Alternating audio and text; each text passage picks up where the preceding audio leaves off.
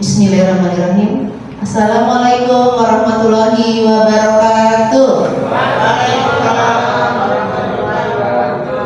Selamat siang Bapak dan Ibu guru yang dirahmati Allah. Alhamdulillah, segala puji hanya milik Allah, penggenggam alam semesta. Karena atas izinnya kita bisa hadir di kelas ini dalam keadaan sehat walafiat. Sholawat dan salam semoga tercurah kepada manusia pilihan Allah yang selalu menuntun kita ke jalan kebaikan. Semoga kelak kita mendapat syafaat dari Nabi Muhammad SAW. Bapak dan Ibu, hari ini tanggal 10 Juni 2024 kita akan mendengarkan diseminasi budaya positif yang akan disampaikan oleh Bapak Koko Ari Prasetyo SPD sebagai calon guru penggerak angkatan ke-10. Baiklah, saya bacakan susunan acara pada hari ini. Yang pertama adalah pembukaan, yang kedua doa yang akan disampaikan oleh Abdullah Arfan SPDI, kemudian menyanyikan lagu Indonesia Raya secara bersama-sama, dilanjutkan pemaparan oleh Pak Koko, selanjutnya tanya jawab, dan terakhir menutup. Untuk memulai acara ini agar berjalan dengan lancar, marilah bersama-sama kita berdoa yang akan dipimpin oleh Pak Abdullah Arfan. Kepadanya dipersilakan.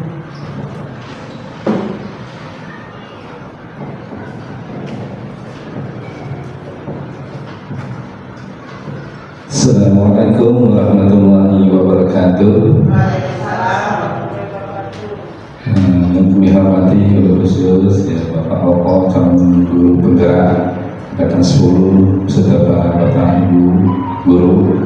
Sebelum kita mulai acara pada siang hari ini, langkah baiknya acara kita mulai dengan pembacaan doa. Semoga acara pada siang hari ini mendapatkan keberkahan serta keridhaan dari Allah Subhanahu wa taala. Amin ya rabbal alamin. Bismillahirrahmanirrahim. Alhamdulillahirabbil alamin. Hamdan syakirin hamdan na'imin. Hamdan yuafi ni'amahu yukafi majidah. Ya rabbana lakal hamdu kama yanbaghi li jalalikal karim wa 'azimi sultanik. Allahumma shalli ala sayyidina Muhammadin al-fatih lima ughliqa wal khatimi lima sabaq. Nasihal bilhaq wal hadi ila siratikal mustaqim wa ala alihi wa sahbihi hadza qadrihi wa miqdarin 'azim. Salatan tujila biha min jami' ahwal wal afat wa taqdina biha jami' hajat wa tutahhiruna biha min jami' sayi'at wa tarfa'una biha indaka 'ala darajat wa tuballighuna biha ashabiyat min jami' khairat hayat wa ba'da mamat innaka 'ala kulli syai'in qadir. Allahumma jamilna bil 'afiyah was salamah wa aqina bil taqwa wal istiqamah wa ajidna min mujibatin nadamah fiha wa innaka sami'ud du'a.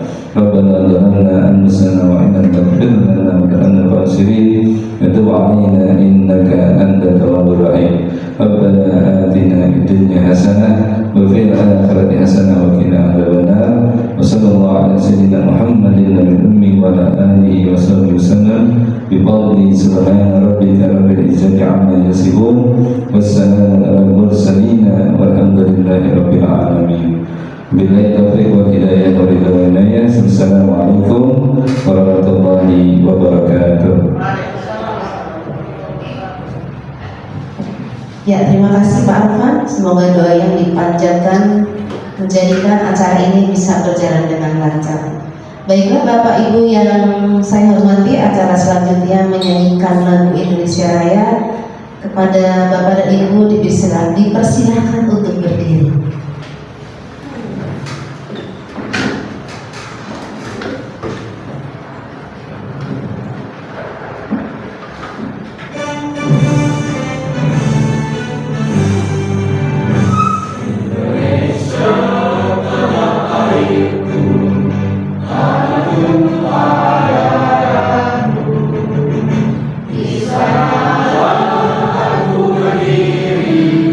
Dari malu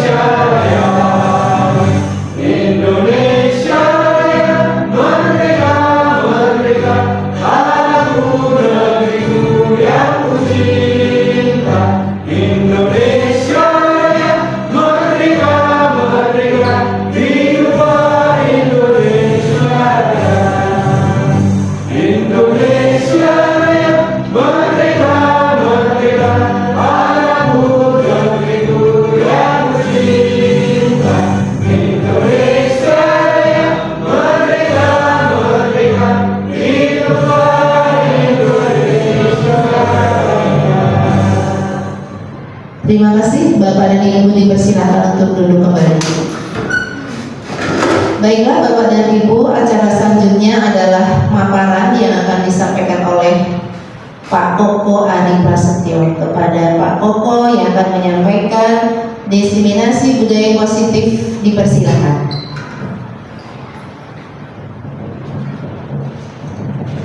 Baik, terima kasih. Assalamualaikum warahmatullahi wabarakatuh. Yang saya hormati Bapak Kepala Sekolah SDN Ketukan Selatan 01, yang saya hormati Bapak Ibu Guru SDN Ketukan Selatan 01 serta karyawan. Di sini saya akan menjelaskan mengenai budaya positif karena emang sudah tugas saya di angka CDP Angkatan 10 ini wajib mendiseminasikan atau menyebarkan pemahaman tentang budaya positif.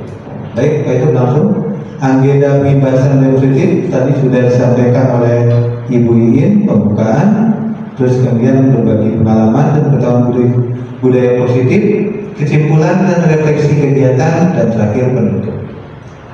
Nah, di sini konsep utama budaya positif. Satu, perubahan paradigma belajar. Perubahan tentang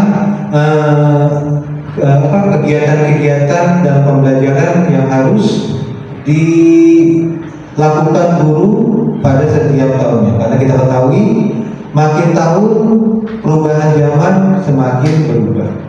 Kedua adalah disiplin positif. Ketiga, kebutuhan dasar manusia. Keempat, motivasi perilaku manusia.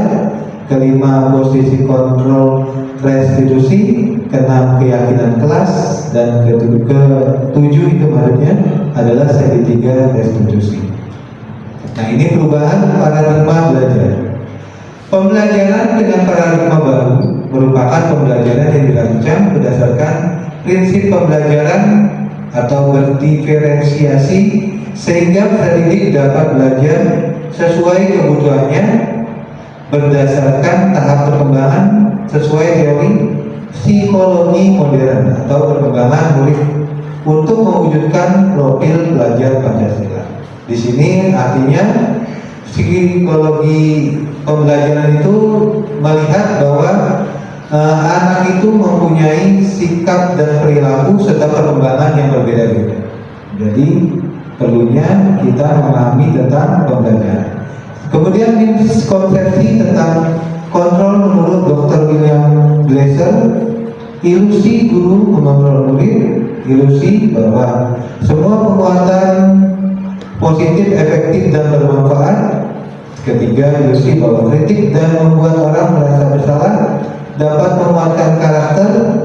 Yang terakhir, ilusi bahwa orang dewasa memiliki hak untuk memaksa. Nah, ini cara mengubah paradigma stimulus respon ke pendekatan teori kontrol. Di sini menurut tadi berdasarkan pendidikan berprogram saya, di sini stimulus respon lawan teori kontrol paradigma tentang dunia. Stimulus respon tentang dunia berbanding dengan teori kontrol tentang dunia.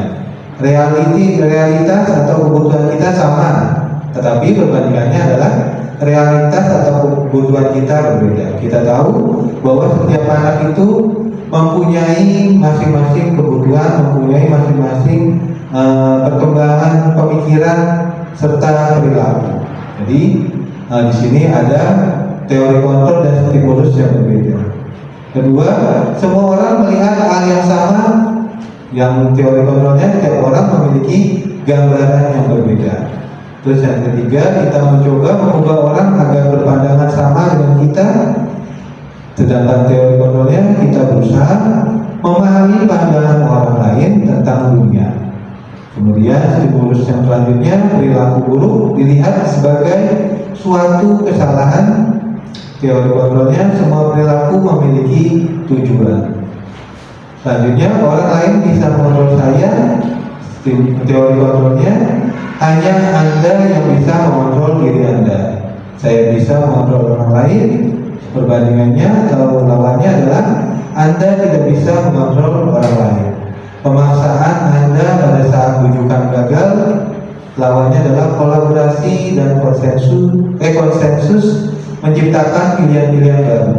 Selanjutnya model berpikir yang menang atau kalah, lawannya adalah model berpikir menang sama menang.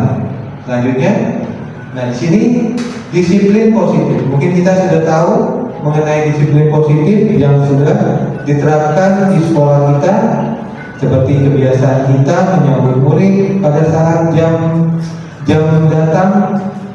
Tujuannya adalah agar murid memiliki budaya positif tentang nilai-nilai kebaikan atau 5S: sopan, santun, salam, sapa, dan saling. Disiplin positif adalah cara menerapkan kedisiplinan yang bertujuan untuk menumbuhkan kesadaran tentang memperdayakan anak untuk mandiri. Disiplin positif dilakukan supaya anak melakukan sesuatu bukan karena ditakut-takuti dengan hukuman, ancaman, atau karena dijanjikan sogokan atau hadiah. Di pembelajaran guru penggerak, kita dilarang memberikan anak reward atau sesuatu imbalan yang akan nantinya membuat anak menjadi kebiasaan. Takutnya yang ditakutin adalah dengan tanpa ada reward, anak tidak akan mau diperintah.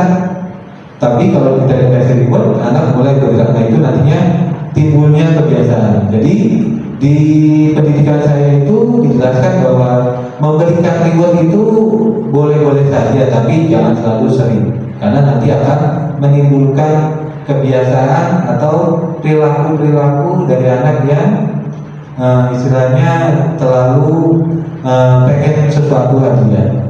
Nah ini seorang yang memiliki disiplin diri berarti mereka bisa bertanggung jawab terhadap apa yang dilakukannya, karena mereka mendasarkan tindakan mereka pada nilai-nilai kebajikan universal.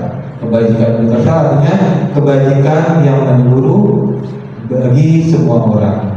Nah, sebagai pendidik tujuan kita adalah menciptakan peserta didik yang memiliki disiplin diri sehingga mereka memiliki tanggung jawab serta perilaku mengacu pada nilai-nilai kebajikan menyeluruh atau universal, dan memiliki motivasi intrinsik atau motivasi yang ada dalam dirinya dalam perubahan perilaku menuju ke arah perilaku yang lebih baik. Nah ini kebutuhan dasar manusia seperti bertahan hidup, kasih sayang, penguasaan, kebebasan, dan kesenangan. Nah ini 5 kebutuhan dasar yang dimiliki manusia. Semua yang kita lakukan adalah usaha terbaik kita untuk mendapatkan apa yang kita inginkan. Ketika kita mendapatkan apa yang kita inginkan, sebetulnya saat itu kita sedang memenuhi satu atau lebih dari satu kebutuhan dasar kita, yaitu kebutuhan untuk bertahan hidup, kasih sayang dan rasa diterima, kebebasan, kesenangan, dan penguasaan. Nah contohnya anak seringkali bersifat manja kepada kita. Nah itu dia ada satu kebutuhan yang ingin anak luapkan, ingin disampaikan dari dirinya untuk guru, seperti kasih sayang, dan satu lagi yaitu kebebasan dia untuk menyatakan kasih sayang kepada siapapun. Ketika seorang murid melakukan suatu perubahan yang bertentangan dengan nilai-nilai kebajikan atau melanggar peraturan, hal itu sebenarnya dikarenakan mereka gagal memenuhi kebutuhan dasar mereka.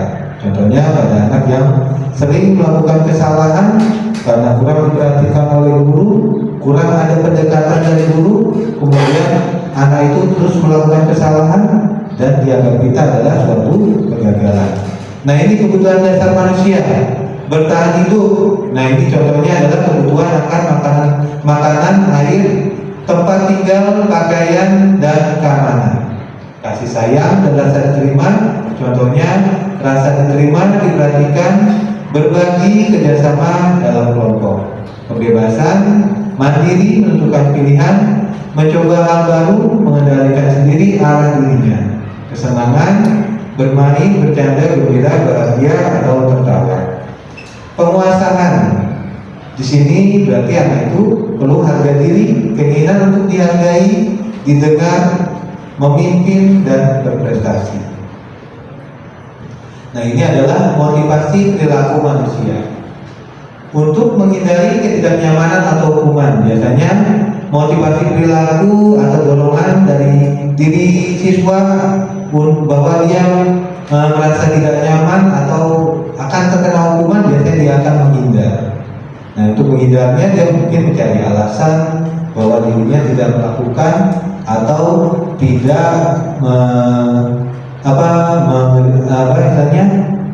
melakukan hal-hal buruk yang ditujukan kepadanya. Ini kedua, untuk mendapatkan imbalan atau penghargaan dari orang lain.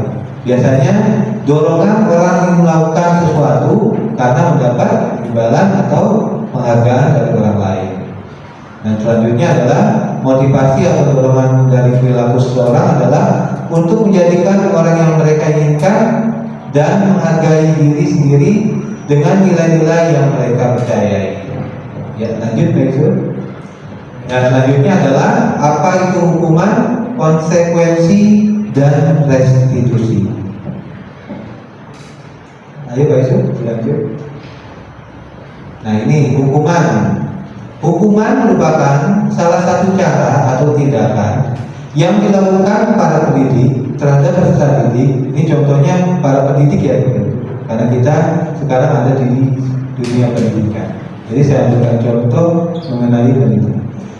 Baik berupa denda atau sanksi yang ditimbulkan akibat tindakan yang tidak sesuai dengan peraturan yang telah ditetapkan.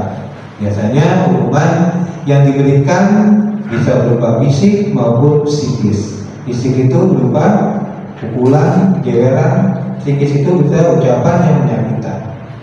Nah, ini konsekuensi. Konsekuensi adalah kata yang menunjuk pada setiap hasil akibat dari keputusan atau perbuatan. Biasanya konsekuensi itu diawali dengan jika dan diakhiri dengan maka. Jika mencoret maka hukumannya apa? Sering Bapak Ibu terapkan di kelas ataupun di sekolah. Jika mengobrol ketika sedang menerangkan, konsekuensinya maka, nah itu seterusnya. Jika mengotori maka akan gitu. Jika menghina maka, jika telat masuk kelas maka, nah ini adalah konsekuensi. Kemudian restitusi. Restitusi adalah proses menciptakan kondisi bagi murid untuk memperbaiki kesalahan mereka, sehingga mereka bisa kembali pada kelompok mereka dengan karakter yang lebih kuat. Menurut ahli Greg Dawson tahun 2004. Nah, di sini restitusi juga merupakan proses kolaborasi yang mengajarkan murid untuk mencari solusi untuk masalah mereka dan membantu murid berpikir tentang orang tersebut seperti apa yang mereka inginkan dan bagaimana mereka harus memperlakukan orang lain. Nah, ini perbedaan hukuman, konsekuensi, dan restitusi. Hukuman adalah perbedaannya adalah suatu tindakan yang diberikan kepada seorang atas pelanggaran yang dilakukan. Contohnya kita sering menjewer atau ada guru yang sering marah-marah pada murid, itu merupakan suatu hukuman. Nah, ini konsekuensi, pertanggungjawaban yang dibebankan kepada seseorang atas pelanggaran dari aturan yang telah disepakati bersama. Di sini hampir sama dengan kesepakatan atau keyakinan kelas. Misalnya anak terlambat, anak sendiri yang menulis menyatakan bahwa keyakinan kelasnya jika terlambat akan dihukum apa. Nah, itu sama dengan konsekuensi. Nah, ini restitusi, upaya untuk memperbaiki kerugian atau kerusakan yang diakibatkan oleh tindakan siswa. Di sini ada upaya atau suatu dorongan dari guru untuk memperbaiki tingkah laku dari murid yang kurang sesuai dengan budaya positif di sekolah. Nah, ini keyakinan kelas. Keyakinan kelas merupakan metode untuk menimbulkan kembali disiplin positif yang didasari oleh motivasi dari dalam diri serta dibuat bersama antara guru dan murid, selanjutnya akan ditaati bersama. Keyakinan kelas dilatar belakangi bahwa ditemukannya beberapa murid yang masih diingatkan untuk melakukan tindakan kebaikan atau kedisiplinan. Nah, tahapan membuat keyakinan kelas, tanya pendapat murid tentang kelas impiannya. Nah, itu kita nanti pada awal pembelajaran kita minta pada murid pengen kelasnya seperti apa, dan jika melanggar apa yang akan diterapkan atau apa yang akan kalian sepakati mengenai keterlambatan tadi. Nah, ini tanyakan ide murid untuk mencapai kelas impian. Tanyakan idenya, kira-kira idenya dari murid untuk mencapai kelas impian apa? Gitu. Kemudian ambil kesimpulan dari ide murid. Kemudian dari ini kita simpulkan bahwa murid ini menginginkan bahwa kelas kita seperti yang diinginkannya. Kemudian buat poster berisi keyakinan kelas. Poster itu artinya sesuatu yang ditulis kemudian ditempel, bisa dikasih hiasan, gambar, agar anak-anak bisa melihat dan mengetahui apa saja keyakinan kelas yang telah disepakati dan dibuat bersama. Tanda tangani poster keyakinan kelas. Nah, di sini anak diminta kalau bisa tanda tangani poster bahwa keyakinan kelasnya sudah sepakat dan anak-anak mengenai kesalahan atau pelanggarannya, nanti anak-anak pasti akan memahaminya. Lakukan pemantauan pelaksanaan keyakinan kelas. Nah, sini seorang guru lakukan pemantauan, melihat apakah keyakinan kelas yang dibuat sudah sesuai dengan pribadi dari masing-masing siswa. Nah, ini harus dipantau dari guru. Dan sekarang adalah posisi kontrol. Ada 5 posisi kontrol. 1. Menghukum. 2. Pembuat merasa bersalah. 3. Teman. 4. Pemantau. Dan terakhir kelima adalah manajer. Nah, ini posisi kontrol yang pertama, menghukum. Nah, ini saya ambil dari inti dari penghukum itu seperti apa. Penghukum adalah seorang penghukum bisa menggunakan hukuman fisik maupun verbal. Fisik itu berupa dari tangan kita yang mungkin mencubit, menjewer dan lainnya. Verbal itu ucapan yang membuat hati murid mungkin kecewa dengan gurunya atau menjadi sakit.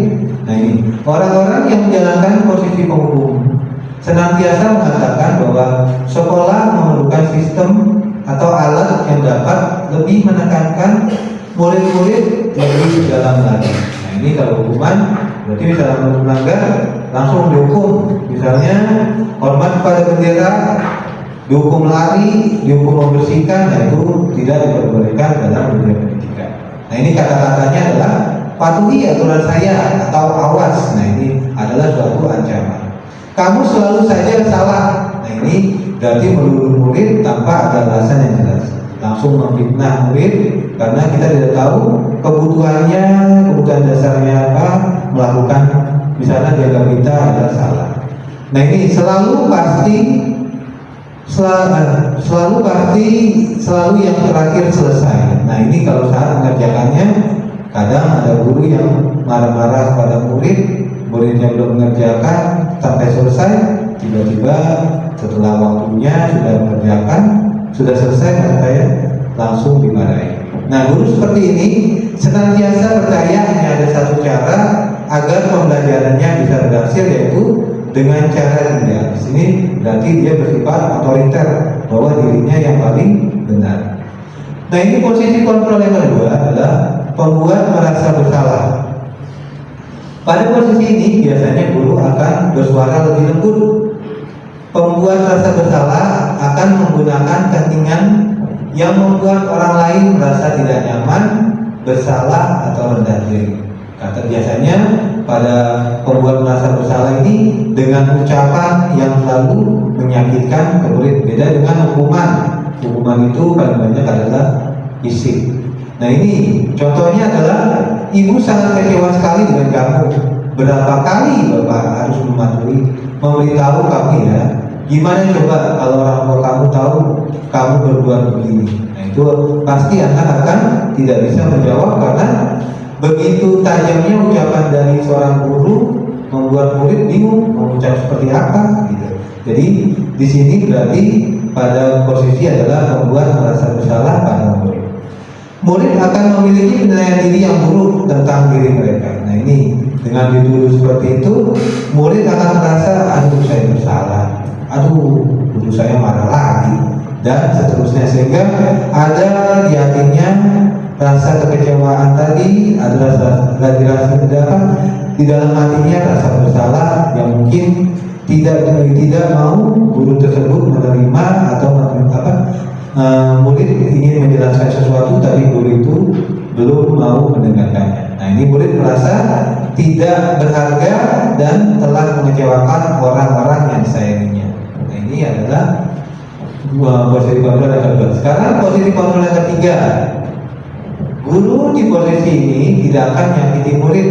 Nah ini teman, namun akan tetap berupaya mengontrol murid melalui persuasi berupa hubungan baik yang terjalin antara guru dan murid. Nah ini pada posisi kontrol ketiga, yaitu teman, guru seolah-olah guru itu sebagai teman dari murid. Nah itu mungkin akrab gitu ya. Guru di posisi teman menggunakan hubungan baik dan humor untuk mempengaruhi seseorang. Nah ini biasanya kalau misalnya teman sama teman kan sering ledek-ledekan atau humor sehingga anak itu terlihat akrab. Nah ini contohnya, ayo bantulah demi Bapak ya. Ayo ingat tidak bantuan Bapak selama ini. Ya sudah, kali ini tidak apa-apa. Selanjutnya nanti Ibu bantu. Nah ini tidak ada kata-kata yang membuat murid merasa tersakiti. Malah guru ini meminta anak itu untuk menjadi temannya, atau seolah-olah guru tersebut adalah teman bagi murid. Ayolah bantulah demi Bapak ya. Nah ini murid akan memiliki penilaian diri yang buruk tentang diri mereka. Murid merasa tidak berharga dan telah mengecewakan orang. Ini maksudnya ini salah ini Pak Yusuf bawahnya. Nah ini penilaian teman itu seolah-olah bahwa guru itu adalah teman baiknya, seolah-olah tidak ada perbedaan antara guru dan murid sama-sama di posisi sebagai teman. Lanjut Pak Yusuf. Nah ini posisi kontrol yang keempat, pemantau. Memantau berarti mengawasi. Pada saat kita mengawasi, kita bertanggung jawab atas perilaku orang-orang yang kita awasi. Posisi pemantau berdasarkan pada peraturan-peraturan dan konsekuensi. Dengan menggunakan sanksi atau konsekuensi, kita dapat memisahkan hubungan pribadi kita dengan murid. Contohnya sini, peraturannya apa? Apa yang telah kamu lakukan? Sanksi atau konsekuensinya apa? Nah ini adalah ucapan-ucapan bagi seorang guru pemantau. Nah ini seorang pemantau sangat mengandalkan perhitungan catatan data yang dapat digunakan sebagai bukti atas perilaku seseorang. Nah ini adalah posisi kontrol yang kelima, manajer. Manajer adalah posisi di mana guru berbuat sesuatu bersama dengan murid, mempersilahkan murid mempertanggungjawabkan perilakunya, mendukung murid agar dapat menemukan solusi atas permasalahannya sendiri. Nah ini jadi guru ini hanya mengajak murid berbicara, kemudian lambat laun kemudian baru diajak untuk menemukan apa permasalahan yang sedang dihadapi oleh siswa. Seorang manajer telah memiliki keterampilan di posisi teman maupun pemantau. Nah, di sini manajer ini merangkap dari posisi teman maupun pemantau. Nah, ini kata-kata yang diucapkan oleh seorang posisi manajer. Apa yang kita yakini? Kembali ke keyakinan kelas. Apa kamu meyakininya? Jika kamu meyakininya, apakah kamu bersedia memperbaikinya? Dan di sini ada ucapan-ucapan halus yang murid lambat laun menganggap gurunya adalah sebagai pelindung atau teman terdekat. Nah ini jadi tidak langsung menuduh murid dengan kata-kata atau jawaban yang kasar. Jika kamu perbaiki hal ini, menunjukkan apa tentang dirimu, apa rencana kamu untuk memperbaiki hal ini. Nah ini selalu ditanyakan dan selalu timbul suatu jawaban dari siswa mengenai pertanyaan dari posisi manajer. Nah ini seorang pemantau, ini kembali lagi Pak Yusuf. Nah ini seorang manajer ini berarti semuanya sudah dilakukannya dengan matang. Kemudian mengundang muridnya untuk ke suatu ruangan tanpa sepengetahuan teman atau orang lain. Nah kemudian murid ini diajak untuk mengungkapkan apa kesalahannya dan meyakinkan apa yang belum diyakini oleh anak. Nah ini lanjut Pak Yusuf. 9 ciri-ciri restitusi. 1. Bukan untuk menebus kesalahan, namun untuk belajar dari kesalahan. Memperbaiki hubungan, tawaran bukan paksaan, menuntun untuk melihat ke dalam diri, mencari kebutuhan dasar yang mendasari tindakan, cara yang paling baik untuk memperbaiki diri. 7. Fokus pada karakter bukan tindakan, fokus pada solusi. Dan terakhir, mengembalikan murid yang berbuat salah kepada kelompoknya. Nah ini segitiga restitusi. Contohnya dari tadi menstabilkan identitas, validasi tindakan yang salah, menanyakan keyakinan. Yang bawahnya itu kata-kata yang diucapkan oleh guru dalam tindakan sebagai menstabilitas identitas atau validasi atau menanyakan. Itu di samping kiri dan kanan. Nah ini menstabilkan identitas. Betul Pak Yusuf.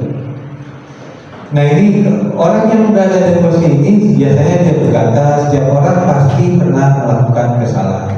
Apa gunanya adalah supaya anak itu tidak merasa bahwa aduh guru saya manggil saya ini, aduh bahaya ini. Nah pada saat ditanyakan apa salahmu? Salah saya mencubit. Nah gurunya menjawab setiap orang pasti pernah melakukan kesalahan. Nanti guru itu akan aduh tenang.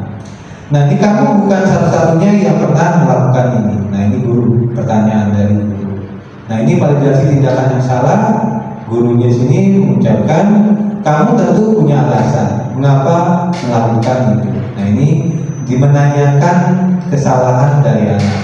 Setelah di anak itu distabilkan dari sikapnya dari marah atau ketakutan, kemudian kita validasi dengan kata-kata yang menanyakan alasannya melakukan kesalahan. Adakah cara yang lebih efektif untuk mendapatkan apa yang kamu butuhkan? Nah ini menanyakan keyakinan. Berdasarkan keyakinan kelas atau kesepakatan kelas, baru kita tuju ke situ. Misalnya sini kata-kata yang kita ucapkan adalah keyakinan kelas apa yang telah kita sepakati. Nanti anak akan menjawab karena itu tadi keyakinan kelas dibuat bersama-sama guru dan murid berdasarkan kesepakatan sudah ditandatangani dan murid dapat melihat di dinding ditempel untuk supaya anak-anak itu bisa melihat peraturan atau keyakinan kelas yang telah disepakati. Nah ini kamu ingin menjadi orang seperti apa dan seterusnya. Nah ini contoh dari menstabilkan identitas. Bagian dasar dari segitiga bertujuan untuk mengubah identitas anak dari orang yang gagal atau orang yang sering melakukan kesalahan menjadi orang yang sukses atau memperbaiki kesalahannya. Ini kata-katanya berbuat salah itu tidak apa-apa. Ini ucapan yang diucapkan oleh seorang pendidik kata guru. Tidak ada manusia yang sempurna. Saya juga pernah melakukan kesalahan seperti itu. Kita bisa menyelesaikan ini. Bapak atau Ibu tidak tertarik mencari siapa yang salah, tapi Bapak Ibu ingin mencari solusi dari permasalahan ini. Selanjutnya kamu berhak merasa begitu. Dan terakhir, apakah kamu sedang menjadi teman yang baik buat dirimu sendiri? Itu menstabilkan identitas. Selanjutnya adalah validasi tindakan yang salah.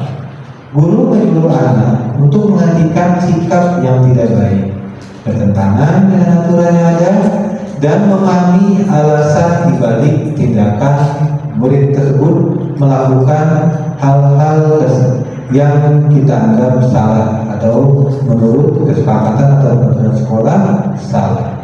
Nah ini, padahal kamu bisa melakukan yang lebih buruk dari ini ya. Nah ini kita menanyakan kebalikan dari murid, supaya murid itu mulai merasa dirinya telah melakukan tindakan buruk dan bisa berubah menjadi tindakan baik. Kamu pasti punya alasan mengapa melakukan hal itu. Kamu patut bangga pada dirimu sendiri karena kamu telah melindungi sesuatu yang penting buatmu. Kamu boleh mempertahankan sikap itu, tapi kamu harus menambahkan sikap yang baru. Nah, selanjutnya menanyakan keyakinan. Terakhir ini dalam segitiga resolusi, ketika identitas sukses telah tercapai di langkah 1 dan tingkah laku yang salah telah divalidasi di langkah 2, maka anak akan siap untuk dihubungkan dengan nilai-nilai yang dia percaya atau menjadi orang yang dia inginkan. Ini kata-kata guru yang dapat memancing ucapan siswa supaya menjadi orang yang kita inginkan atau yang dia inginkan. Nah, sini contohnya, apa yang kita percaya menurut kelas kita, apa nilai-nilai umum yang kita telah sepakati, apa bayangan kita tentang kelas yang ideal. Yang terakhir, kamu mau jadi orang seperti apa? Nah itu. Nah kesimpulan di sini budaya positif adalah nilai-nilai keyakinan-keyakinan dan kebiasaan-kebiasaan di sekolah yang berpihak pada murid. Hal itu dilakukan agar murid dapat berkembang menjadi pribadi yang etis, berhormat, dan bertanggung jawab. Kebutuhan dasar kita yaitu kebutuhan untuk bertahan hidup, kasih sayang, rasa diterima, kebebasan, kesenangan, dan penguasaan. Keyakinan kelas berupa pernyataan-pernyataan universal yang dibuat dalam bentuk kalimat positif. Nah ini, keyakinan kelas tidak dibuat dalam jumlah banyak karena nanti anak-anak akan bingung. Peraturan-peraturan itu kalau banyak pasti akan kesulitan dalam mengingatnya, sehingga mudah diingat dan dipahami oleh semua warga sekolah. Nah ini rangkumannya sini, suatu tindakan yang diberikan pada seorang atas pelanggaran yang dilakukan, biasanya bersifat fisik maupun verbal, konsekuensi pertanggungjawaban yang dibebankan pada seseorang atas pelanggaran dari aturan yang telah disepakati bersama, dan terakhir restitusi, upaya untuk memperbaiki kerugian atau kerusakan yang diakibatkan oleh tindakan dari siswa. 5 positive control, penghukum, pembuat dasar bersalah, teman, pemantau, dan manajer. Segitiga restitusi adalah cara terbaik bagi kita sebagai guru dalam menanyakan kepada anak atas perbuatan dan memperbaiki atas perbuatan yang telah dilakukannya tersebut. Nah ini contoh video saya waktu itu kita buat bersama mengenai segitiga restitusi. Ya Bapak Ibu ya, mohon maaf kalau jelek. Nah ini ya bisa di-style. Kasusnya adalah diajak teman. Ini cerita singkatnya, saya bacakan dulu Pak Yusuf.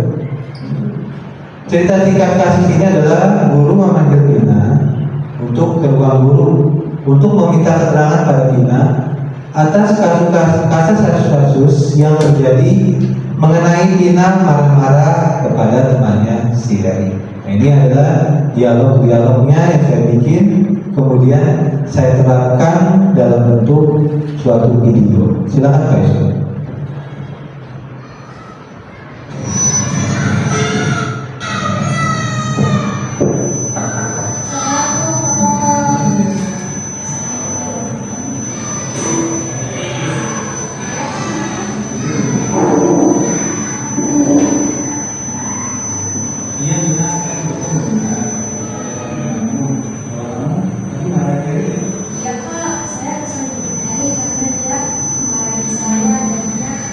Oh iya, iya Bapak. Bapak mungkin juga sama juga Bapak. Apalagi kalau kita sering berdiri dan menari tanpa ada alasan jelas. Menurut kamu dari mana? Apa yang kamu lakukan itu?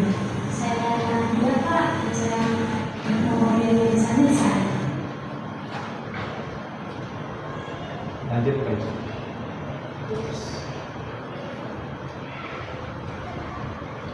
Boleh mengenal alasan kamu mengadakan pesan tadi?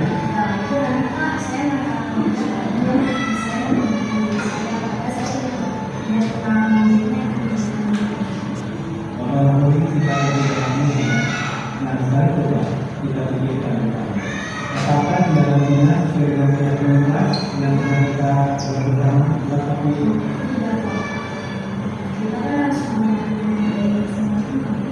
Menurut kita, apakah saling mengerti dan menghargai sama-sama tentang itu? Betul sekali Bina. Lalu Bina, keyakinan apa yang kamu lakukan pada saat menghadapi?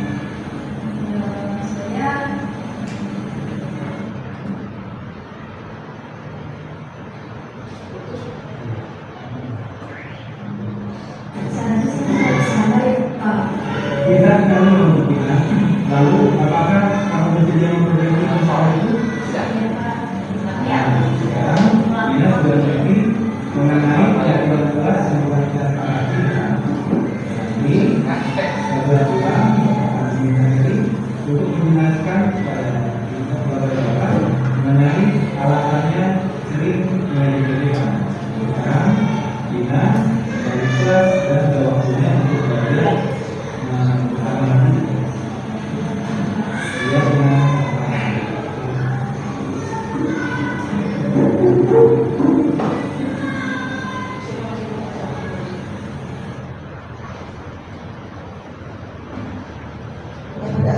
nah demikian satunya lagi nggak usah terlalu kelamaan.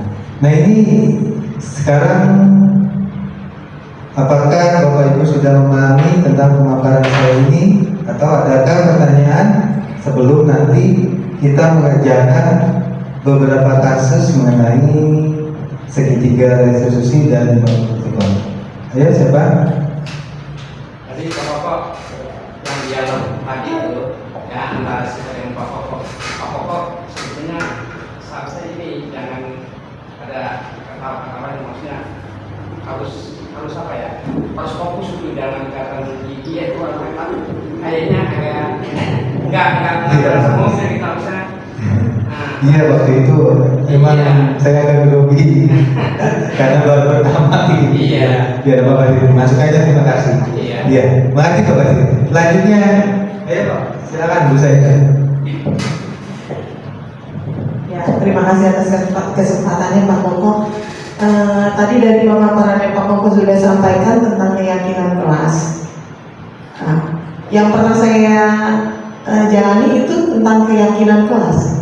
Nah, pertanyaan saya apa sih perbedaan dari keyakinan dengan kesepakatan kelas itu? Itu yang pertama. Yang kedua, tadi ada 5 posisi kontrol. Nah, setiap murid itu kan berbeda-beda. Kalau kita terapkan di sekolah ini yang paling baik itu yang mana? Yang bagus lah gitu. Karena setiap anak pasti beda karakternya masing-masing dari setiap sekolah. Terima kasih. Terima kasih Bu Sandra. Nah tadi mengenai apa perbedaan antara kesepakatan dan keyakinan. Kesepakatan itu dan keyakinan sama-sama itu dibuat bersama-sama antara murid dan guru. Nah itu. Nah, jadi guru meminta supaya anak ini mempunyai budaya positif atau disiplin positif. Jadinya pada awal pembelajaran guru meminta anak-anak secara universal membuat kesepakatan atau keyakinan kelas. Tapi ada perbedaan sendiri bahwa keyakinan itu seperti ada dalam hatinya, bukan mengada-ngada. Misalnya kadang-kadang anak, ayo buat budaya positif, berpakaian rapi Pak, tidak boleh Pak, boleh bawa game Pak, boleh bawa HP Pak. Nah itu kan bukan merupakan keyakinan. Tapi kalau keyakinan itu ada dalam hatinya untuk berubah, ada dalam dirinya untuk pengen kelasnya itu menjadi kelas impian. Mungkin itu. Nah kemudian kita sebagai guru dalam 5 positive control itu mana yang terbaik? Kalau saya mungkin ada bapak ibu yang mau jawab. Bu In, Bu Woro, Pak Ade, Bu Haji. Nah, kalau menurut saya itu yang paling baik adalah manajer. Mana? Karena manajer itu kita sudah termasuk dalam teman dan pemantau. Kemudian, nah itu manajer. Manajer itu sudah termasuk teman dan pemantau. Ini posisi manajer sudah menangkap 5 positive control. Nah, ini karena manajer itu dia itu melihat murid dengan apa? Dengan catatan, dengan perilakunya, dengan kata-katanya, tidak asal menyakiti murid, dan anak disadarkan untuk kembali ke perilaku yang lebih baik. Nah, ini adalah posisi manajer. Mungkin itu saja jawaban saya, Bu Saida. Iya, terima kasih. Ada lagi? Kalau tidak ada lagi, kita, Bapak saya punya soal, satu orang satu, ada 5 pertanyaan. Nanti bergantian ya Bapak Ibu, maju ke depan, baca apa jawabannya. Setuju ya Bapak Ibu ya? Ya, nggak apa-apa.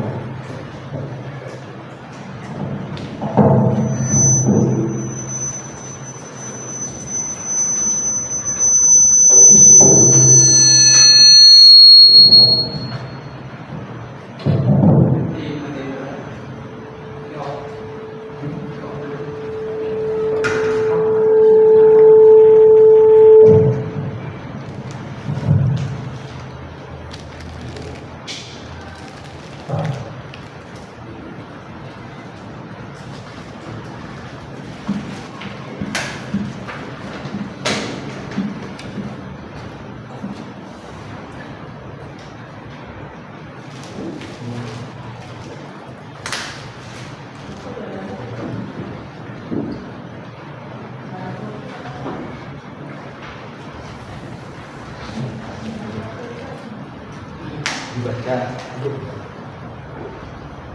satu orang satu soal. Ini sudah ada jawabannya.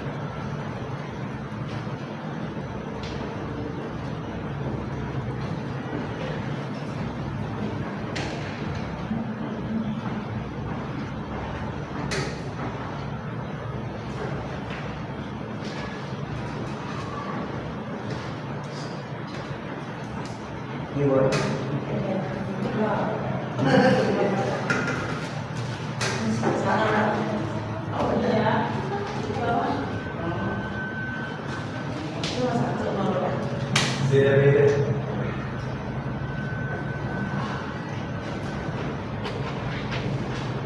Ayo baca ya. Baca dong, baca. Ya, baca aja. Di sini. Baca. Iya, baca. Ya, Baji soal nomor berapa?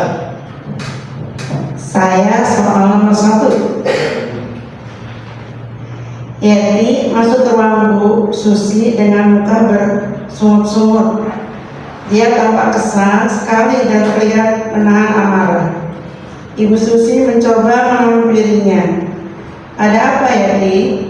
Jarang sekali tampak ke ruang Ibu. Yeti menjawab pendek. Kesal Bu, saya dituduh tukang fitnah sama Ira.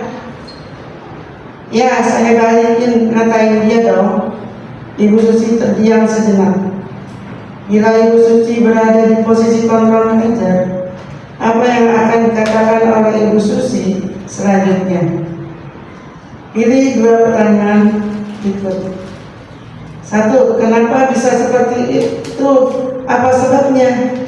Yang kedua, kamu juga marah-marah. Coba diingat. Mungkin kamu mulai duluan. Tiga, sepertinya kamu kesal sekali. Saya juga akan kesal bila dituduh seorang tukang fitnah. Keempat, kamu lagi. Sekarang masalahnya apa yang kamu hadapi? Kelima, semua orang bisa berbuat kesalahan. Saya pilih yang B, yaitu nomor 1 dan nomor 2. Ya, selanjutnya betul sekali Pak. Ayo.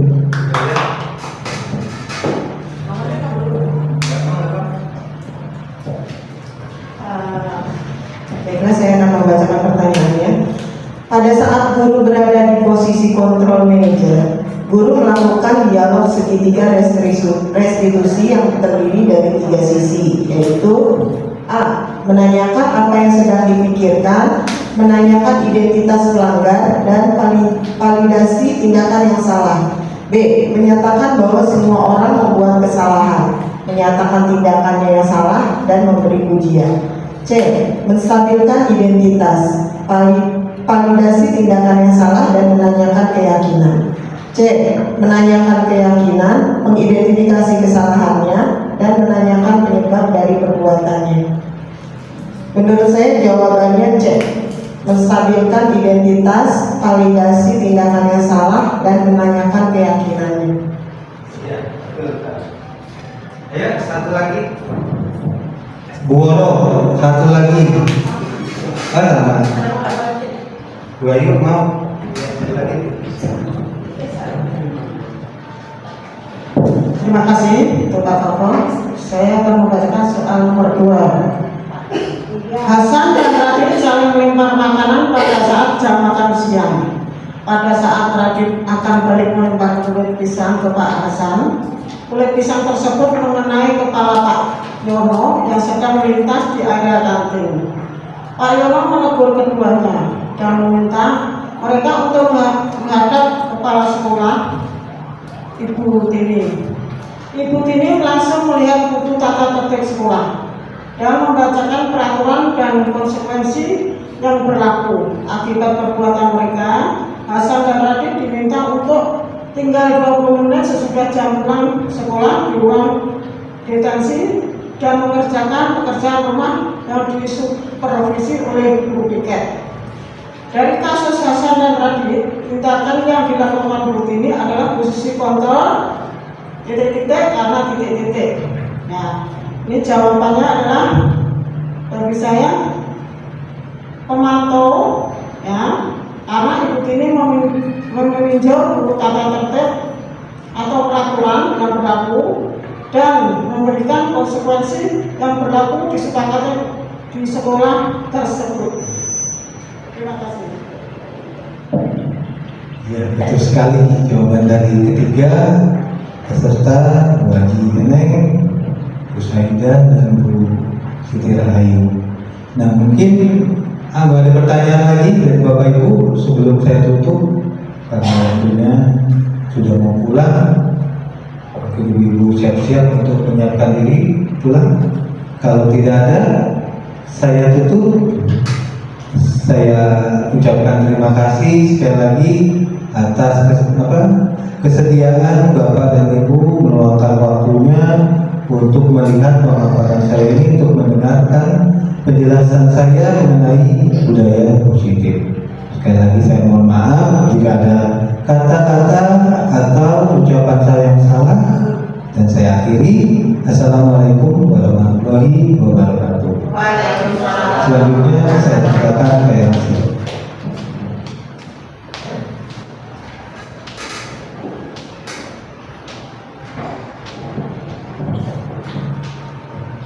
Bagaimana Bapak dan Ibu, sudah jelas?